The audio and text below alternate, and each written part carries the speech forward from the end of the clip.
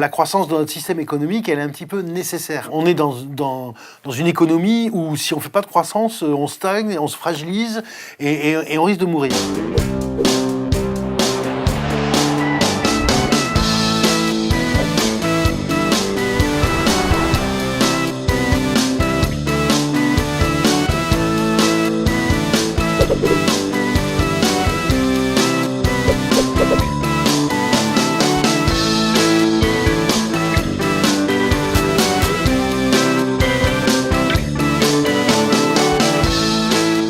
« 470 000, Etikab, première. » Alors, Etikab est une scope qui existe depuis 15 ans, qui est spécialiste du commerce équitable. On a tous nos produits qui sont des produits alimentaires bio, qui sont vendus via la grande distribution. Et on a lancé aussi Paysans d'ici. C'est l'adaptation pour les paysans français du commerce équitable pour la France. Donc au cours de votre histoire, vous avez mené plusieurs projets de croissance. Qu'est-ce qui vous a amené à mener ces projets? C'est une demande de marché, c'est-à-dire que quand le marché grossit, comme le marché de la bio, qui en France aujourd'hui est à 25% de croissance, si on reste petit à notre niveau, quelque part on va devenir un tout petit, les concurrents vont grossir et on sera fragile. Les conversations que vous avez pu mener avec les salariés, qu'est-ce qu'elles vous ont apporté? Nous, chaque année, chez Etikab, on fait les ateliers d'été. On regroupe toute la scope et on fait des réflexions stratégiques. On a vraiment la possibilité d'échanger à bâton rompu, à tout va, et je pense sans frein. Il y a du développement stratégique, et en général, le développement stratégique peut inclure justement deux nouveaux projets. Ce sont des lieux d'échange, on va dire, privilégiés. Et là sont sorties deux choses très importantes. Un, ça a été,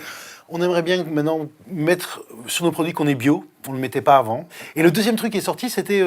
tout le monde nous demande pourquoi vous faites rien pour nos producteurs français. Encore une fois, on a écouté les salariés de la SCOP. Du coup, 2 ans après est sortie la gamme Paysans d'ici, qui aujourd'hui est une innovation et qu'aujourd'hui tout le monde nous demande. Quand ils nous présentent ou qu'ils nous parlent d'un projet, ils l'ont quand même déjà pas mal travaillé, élaboré. Ils sont à l'écoute aussi de ce que nous, on peut faire remonter. C'est pas uniquement les 3 fondateurs qui vont tout porter. Là, aujourd'hui, on a une réflexion sur un développement sur le côté industriel, par exemple, pour investir sur le côté fabrication, parce que c'est stratégique. Du coup, on a associé un groupe de salariés de la SCOP dedans qui travaillent dessus depuis 2-3 ans, etc. Et là, maintenant, tout le monde est pressé que les travaux commencent. Là, il y a une opportunité sur une petite boîte qui risque de fondre les plombs, qui fabrique des biscuits et qui est venue nous voir en disant on aimerait bien se transformer en SCOP avec vous. Et on a lancé une réflexion lors de l'Assemblée générale. Et tout le monde s'est rendu compte de l'intérêt que ça pouvait amener. Déjà, la création d'une autre SCOP et puis l'ouverture sur une nouvelle famille de produits où on n'est pas et qui en fait est importante dans le rayon bio. Les biscuits, c'est important. D'un point de vue stratégie, comment vous organisez On a fait un plan stratégique avec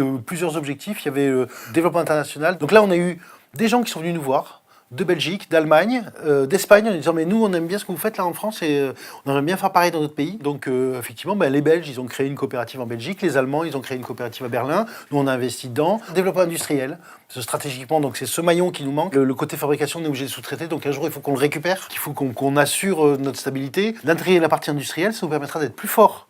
D'être sur des familles de produits différents, ça permet de se diversifier, de moins être dépendant d'une seule activité, effectivement. Donc le premier pas, ça a été avec Café Michel. Michel, le fondateur, est venu nous voir en nous disant nous, on aimerait bien se reprendre en scope avec les salariés qui étaient d'accord. On a créé la marque Terra Etica. Ça a vraiment relancé Café Michel, qui était à l'époque, il y avait 1,5 million de chiffre d'affaires. Là, ils ont fait 7 millions l'année dernière. Et donc, on vient d'inaugurer leur nouvelle usine. Donc, tous les cafés étiquables, c'était un trop gros volume pour passer chez Café Michel. Maintenant, du coup, on va les intégrer. Donc, ils vont encore doubler cette année. On va arriver à réfléchir à un groupe coopératif. Et le groupe coopératif, c'est ce qui semble convenir le mieux, nous, à la croissance externe, on va dire, d'Etikab. Et comment vous les pilotez sur le long terme, ces projets de croissance? Les 3 dirigeants, on s'occupe chacun de certains projets. Pour piloter, il y a le GPS, le groupement Perspective et Stratégie, qui regroupe 8 personnes et qui sont des gens avec qui, justement, on s'arrête, on se pose pour réfléchir. Qu'est-ce que tu penses de tous ces projets de croissance? Pour moi, c'est un signe de vitalité énorme. Ça ne ronronne pas.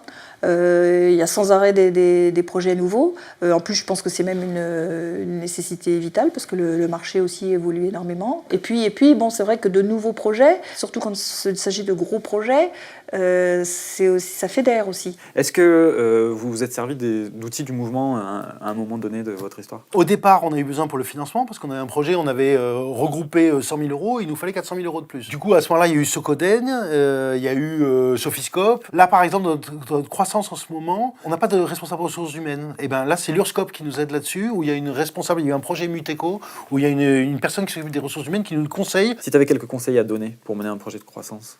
le réfléchissez pas tout seul. Et puis, intégrer les salariés. Nous, notre croissance, notre réussite aujourd'hui, je vous l'expliquais, on la doit à l'écoute des salariés. Donc, c'est le faisons pas tout seul. Si possible, avec d'autres scopes. Il y a des conseillers à l'Union régionale des scopes qui ont un œil extérieur. C'est pas mal aussi, c'est intéressant. Qu'est-ce qu'une scope qui se lance dans un projet de croissance individuellement à y gagner? Ça va permettre d'avoir plus de moyens pour faire d'autres choses, peut-être d'avoir aussi plus de richesses, pour augmenter aussi ses fonds propres, pour obtenir plus longtemps en cas de crise, et puis pour toucher plus de salariés. Et très bien. Merci beaucoup.